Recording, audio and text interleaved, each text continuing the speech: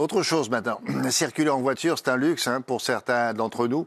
C'est une nécessité pour beaucoup d'autres, notamment si vous habitez en province. Les maisons, les villes sont pas toujours les unes à côté des autres. Le médecin, parfois, il faut faire 3 quarts d'heure pour y aller, etc., etc.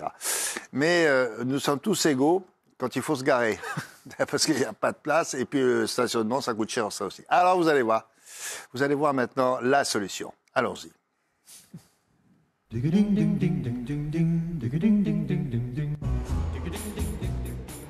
la solution, c'est avec le spécialiste de la consommation ici en Europe continentale. Et vous allez voir, Rodolphe Bodas a tout de suite compris ça. Alors, vous dénoncez les difficultés, c'est évident, pour garer la voiture. On va commencer par ça. En effet, William, c'est de plus en plus compliqué de trouver une place pour une raison très très simple. C'est que l'ensemble des grandes villes et même les villes moyennes sont un peu rentrées, j'allais dire, un peu en guerre contre le véhicule et l'automobile en réduisant le nombre de places pour se garer. Pour vous donner un chiffre, rien qu'à Paris, la perspective, on va passer de 140 000 places de stationnement à 70 000 places jusqu'en 2026. Mais enfin, à Paris, la mairie le fait exprès. Oui, bien sûr, c'est une volonté. Délibéré. Alors, c'est une volonté, mais c'est une volonté délibérée de toutes les grandes villes pour une simple et bonne raison, c'est qu'ils souhaitent diminuer finalement la pollution atmosphérique. S'il y a moins de voitures pour se garer, s'il y a moins de places de parking, les gens prendront moins la voiture, c'est l'idée. Et ensuite aussi, pour essayer de diminuer la pollution sonore ou même encore, quelque part, fluidifier le trafic. Deuxième inconvénient, cher William, c'est qu'en effet, quand vous vous garez, vous avez un problème aussi de pépettes, de prix. Ça coûte de plus en plus cher. En effet, pour se garer, pour vous donner un exemple, à Paris toujours, l'heure de stationnement, ça coûte à peu près 5 €. Pour une ville comme Rennes ou encore Grenoble, là, vous en coûtera 2,50 € de l'heure, sachant que aussi toutes les villes on commence à augmenter les tarifs de parking en fonction du type de véhicule que vous avez. Je ne sais pas si vous avez entendu parler des fameux SUV, vous savez, c'est des voitures un peu plus grandes, plus gros, etc. Et bien là, vous pouvez payer jusqu'à 2 à 3 fois plus cher votre heure de parking. À Paris, par exemple, lorsque vous vous garez avec ce type de véhicule qu'il y a ici, eh bien, vous allez payer 18 € de l'heure la place de stationnement. En plus, ce modèle-là, si vous rentrez dans certains parkings parisiens, vous payez le poteau d'abord. Ah oui. Là, il y a certains parkings où vous ne rentrez pas. Ça, c'est sûr. La question, c'est sûr. Clairement, on va se la poser, c'est est-ce que ça marche ?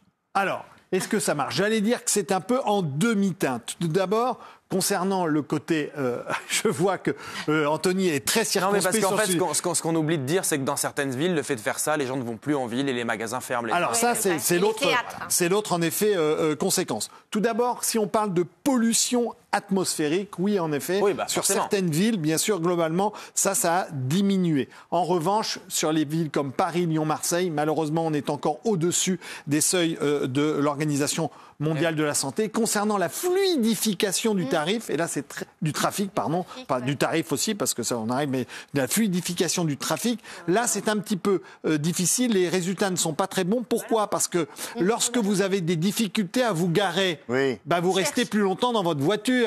Une voiture garée ne fait pas des embouteillages, alors que si vous passez beaucoup de temps à chercher une place, on tourne. Voilà, bien sûr.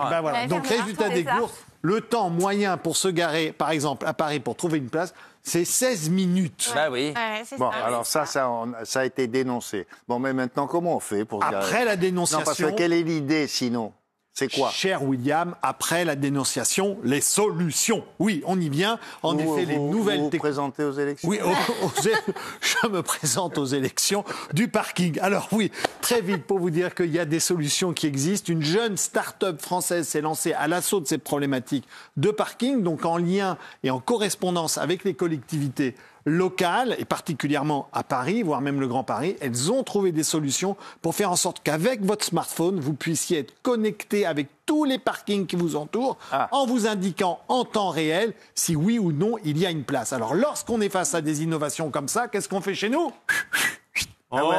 Attention, de parking, les parkings souterrains, ou alors des places comme celle-là. On va y venir. Ah bon, aussi. On démarre par les parkings souterrains, on regarde ça et on y vient après, William. Oh, il va être élu. Ouais.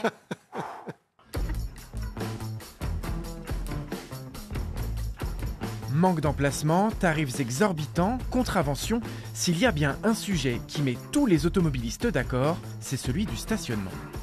Ça m'est déjà arrivé de tourner, je pense, 45 minutes pour essayer de trouver une place des gros soirs où c'est bien chargé. Au stationnement, c'est compliqué. On doit se garer en biais, des fois on dépasse, les places elles sont trop petites. Par souci de trouver une place facilement ou de pouvoir me garer dans un temps correct, il m'arrive régulièrement d'échanger la voiture pour les transports en commun. Samir, lui, a développé une application pour guider les automobilistes dans la jungle des parkings, du guidage par GPS jusqu'au paiement du stationnement. Son outil lui permet de voir par exemple la disponibilité des parkings souterrains à proximité. Par exemple, ici on a 34 places de stationnement disponibles, ici on en a 71. On va aller sur celui-ci qui en a 62. Par manque de moyens, l'application ne peut toutefois pas encore indiquer les places libres sur la voie publique en temps réel.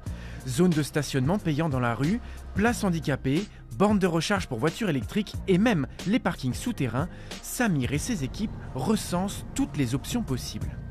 On a une technologie unique sur le marché qui exploite les images satellites, les images aériennes et ce qu'on appelle les images Street View, c'est-à-dire à hauteur d'homme. Et on va aller chercher du marquage au sol, on va aller chercher des panneaux de signalisation et nos technologies permettent de cartographier de manière automatique tout le patrimoine stationnement. Voilà une place par exemple. Pour financer son projet, Samir met toutes ces données au service des communes qui, en échange, paient une licence d'utilisation sous forme d'abonnement. Ça nous donne un outil à nous, les villes, pour dire voilà, si je décide de condamner des places de stationnement, je vais voir en fait quel coût cela représente pour la ville en termes de perte de chiffre d'affaires, tout simplement de stationnement, si je le fais dans tel ou tel endroit. Un partenariat financier qui permet également à l'application de récolter des informations importantes pour l'utilisateur. Alors nous, notre collaboration, elle consiste surtout à transmettre les arrêtés en fait, municipaux pour indiquer les zones de parking qui vont être condamnées pendant des périodes, des brocantes ou des événements. Ça peut être des grands travaux aussi. Aujourd'hui, une dizaine de villes ont déjà investi dans l'application. Prochaine étape, pouvoir suivre en temps réel la rotation des places sur la voie publique. Bon, il n'y a pas assez de places de stationnement de toute façon pour tout le monde, on est bien d'accord. Oui, tout à fait. Oui, vous l'avez bien compris, William, le nombre de places de stationnement diminue d'année en année et pour toutes les villes, qu'elles soient grandes ou moyennes. Alors, il y a quand même des petits malins qui se sont intéressés aussi aux places de parking. Vous savez, par exemple, dans les logements sociaux.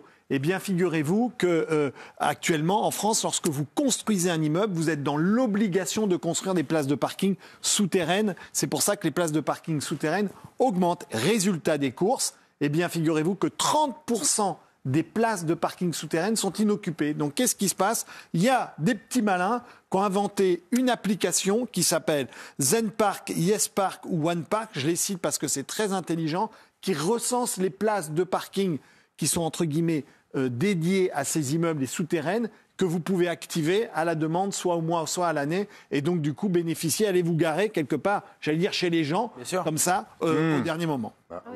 Ça, ce sont pour référencer, j'insiste bien, les places de parking auprès des bailleurs sociaux qui ont des immeubles. Et auprès des particuliers, est-ce qu'on peut aussi... Alors, ça c'est assez génial aussi, ça existe aussi, c'est d'autres applications, je vous en donnais beaucoup pendant cette chronique.